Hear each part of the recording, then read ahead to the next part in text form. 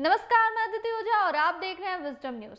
Allahabad university alumni association की 24 साल पहले उत्तर प्रदेश के गाजियाबाद में उस समय के गाजियाबाद के एडीएम वित्त और राजस्व राजकुमार सचान होरी, नवीन चंद्र जो उस समय के एसबीआई के मैनेजर थे और डीसी श्रीवास्तव जो उस समय के एपीओ थे, मिलकर स्थापना की थी। इलाहाबाद विश्वविद्यालय, जिसे पूरब का ऑक्सफोर्ड कहते हैं, के पुराने छात्रों की ये संस्था अपने लघु नाम अव्वा से देश दुनिया में जानी जाती है। भारत में अनेक प्रदेशों में इसकी इकाइयां संचालित हैं। 6 नवंबर को इसकी राजस्थान इकाई की शुरुआत हुई। इस भव्य कार्यक्रम का आयोजन जयपुर में संपन्न हुआ, जिसका उद्घाटन राजस्थान के महामहिम राज्यपाल कलराज मिश्र ने किया।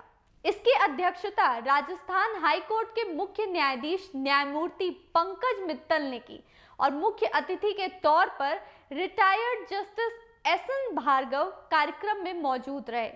इस अवसर पर वर्तमान पदाधिकारियों के साथ संस्थापक अध्यक्ष और अलग-अलग प्रदेशों से आए पुराने छात्र मौजूद रहे। आइए आपको सुनवाते हैं क्या कुछ कहा महामहिम ने इस कार्यक्रम में। सिक्किम उच्च न्यायालय जस्टिस एसएन भार्गव जी, प्रोफेसर आरसी द्विवेदी, कुलपति श्री उमेश मिश्र जी, पुलिस महानिदेशक इलाहाबाद विश्वविद्यालय पूरा छात्र परिषद के अध्यक्ष श्री सुरेश कुमार सिंह जी, महासचिव श्री नवीन चंद्रा जी, उप सचिव श्री विवेक मिश्र जी, अन्य उपस्थित सभी गणमान्य जन, मीडिया के मेरे साथियों, छायाकार बंधुओं, आज के इस सम्मेलन में आप सभी के साथ यहाँ सम्मिलित होकर मुझे अत्यंत प्रसन्नता की अनुभूति हो रही है। मैं राजस्थान की धरती पर आप सभी का अभिनंदन करता हूँ, स्वागत करता हूँ।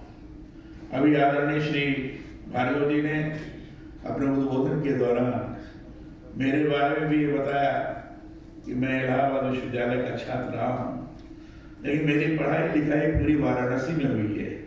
मैं बनारस हिंदू विश्वविद्यालय का छात्र रहा हूँ। इलाहाबाद के हमारे इलाहाबाद विश्वविद्यालय के कई मित्रगण हैं, हमारे परिवार के भी लोग भी हैं, लेकिन मैं नहीं रहा हूँ। इसलिए मुझे बड़ी प्रसन्नता है कि उन्होंने मुझे इलाहाबाद विश्वविद्यालय की मानद उपाधि दी।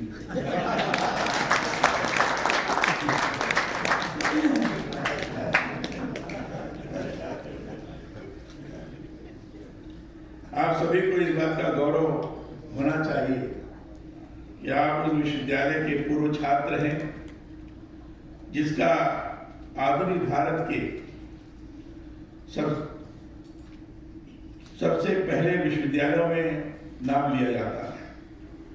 शिक्षा के महती केंद्र के रूप में इसे कभी पूर्व का ऑक्सफोर्ड कहा गया था।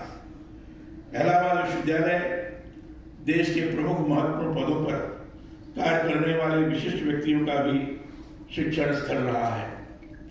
पंडित गोविंद वल्लभ पंत, पूर्व राष्ट्रपति डॉक्टर शंकर दयाल शर्मा, पूर्व प्रधानमंत्री श्री गुलजारीलाल नंदा, विश्वनाथ प्रताप सिंह, चंद्रशेखर जी, देश के पूर्व शिक्षा मंत्री श्री मुरली मनोहर जोशी, अर्जुन सिंह जी और यहाँ राजस्थान के राज्यपाल रहे श्री मदन लाल खुराना जी जैसे राजनीतिज्ञों ने इलाहाबाद विश्वविद्यालय से ये शिक्षा प्राप्त की, तो श्री हरिवंश राय बच्चन, महादेवी वर्मा, भगवती चरण वर्मा, अमरनाथ झा, डॉक्टर राम कुमार वर्मा, फिराक गोरखपुर जैसे मूर्धन्य साहित्यकारों ने और बहुत सारे अन्य क्षेत्रों के मर्मज्ञ विद्वज्जनों ने भी यहाँ शिक्षा प्राप्त की है।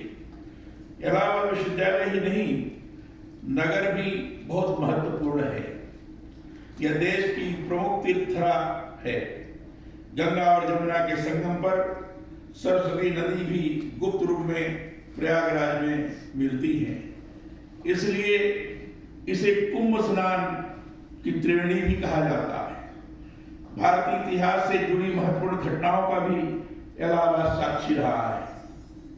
इन्हीं घटनाओं में से एक ये भी है कि मुगल सम्राट अकबर ने इसका नामकरण प्रयागराज से बदलकर अल्लाहाबाद यानी इलाहाबाद कर दिया था, पर पुराणों में बल्कि रामचरितमानस में इसे प्रयागराज ही कहा गया है।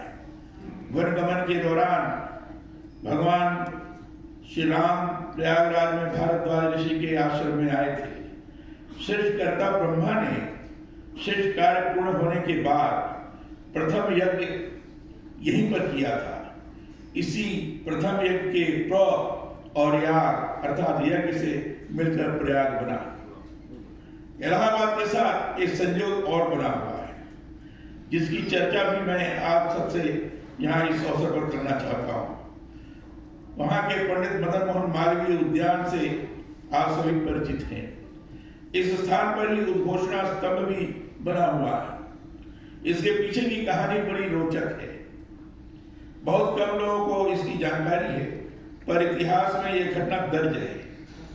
1 नवंबर 1858 को लॉर्ड कैनिंग ने यहीं पर कलकत्ता से दिल्ली की ओर जाते हुए पड़ाव किया और राजधानी में लगने वाले शाही दरबार यहाँ आयोजित किया था। शाही दरबार राजधानी में ही लगता है, इसलिए एक दिन के लिए इलाहाबाद को राजधानी बनाते हुए यहाँ से महारानी विक्टोरिया का सुप्रसिद्ध नीतिगत घोषणा पत्र भारतीय जनता के नाम तब समर्पित किया गया था। पंडित मदन मोहन मालवीय जी को इस घटना की जानकारी थी, सो उन्होंने उद्यान के स्थल को चिन्हित कर जन सहयोग एकत्र कर उसके संरक्षण का महती कार्य किया। उन्होंने उद्यान में अशोक स्तंभ आदि की स्थापना करवाई। पहले उद्यान का नाम मिंटो पार्क था, पर बाद में उनके प्रयासों से हुए यहाँ संरक्षण कार्य के कारण 1977 में इसे मदन मोहन मालवीय उद्यान नाम दिया गया। आप सभी इलाहाबाद विश्वविद्यालय के पूर्व छात्र हैं। इसका अपना गौरवमयी इतिहास है। यहाँ ऑक्सफोर्ड की तर्ज पर ही शिक्षा का बड़ा केंद्र बनाने का स्वप्न आजादी से पहले संयुक्त प्रांत के गवर्नर सर विलियम म्योर ने सजोया था। यह वह समय था जब समूचे उत्तर भारत में शिक्षा का कोई बड़ा केंद्र नहीं था। शिक्षा संस्थाओं की संबद्धता तब कलकत्ता विश्वविद्यालय से होती थी।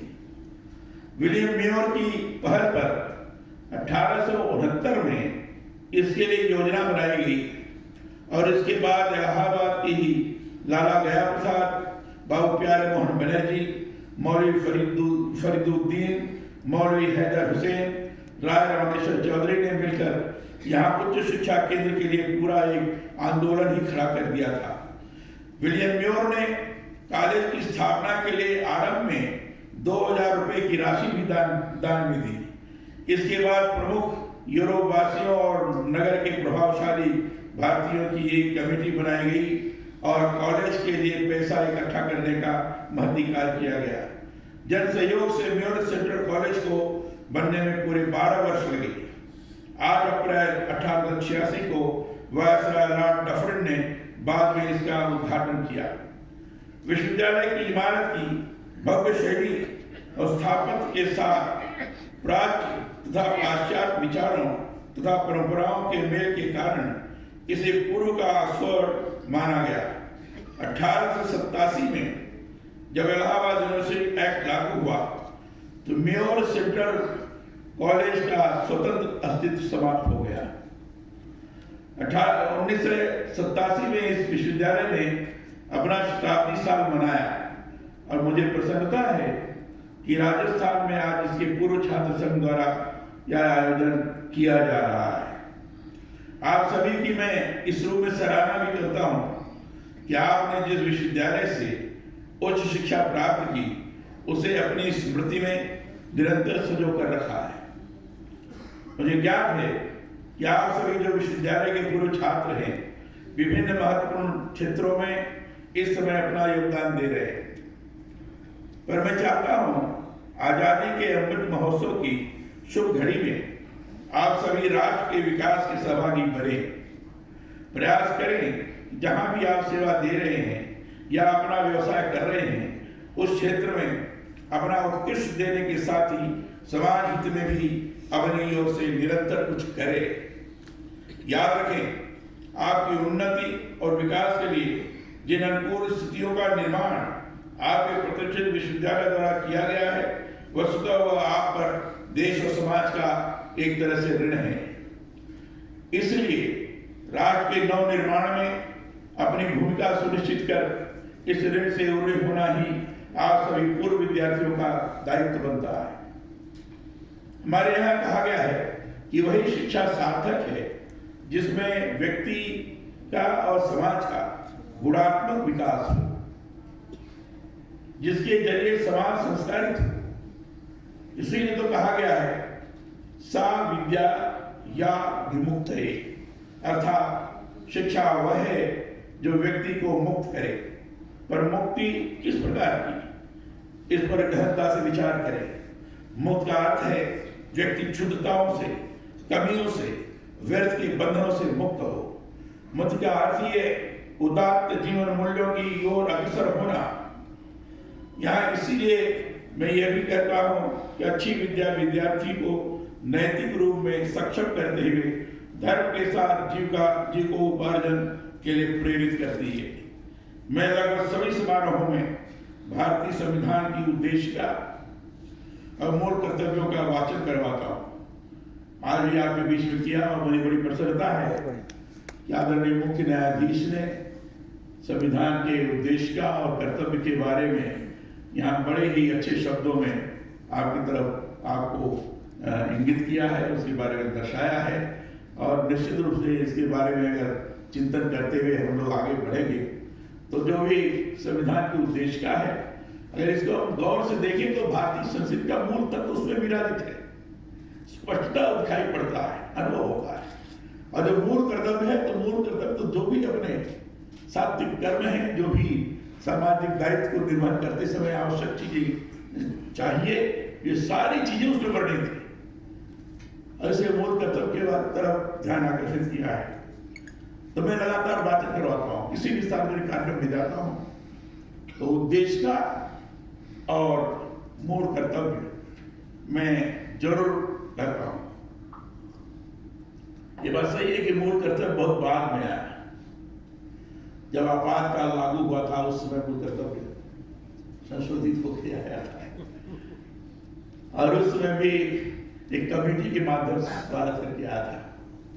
सर्वसिक कमेटी बनी थी उन्हीं के नेतृत्व में और बहुत बड़ा लंबी चौड़ी रिपोर्ट है और उसी के आधार पर मूल कर्तव्य को सुनिश्चित किया गया था।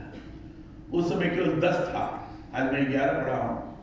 10 था मूल कर्तव्य, 11 बाद में डॉक्टर मुरली मनोहर जोशी जब शिक्षा मंत्री हुए उस समय जोड़ा गया था।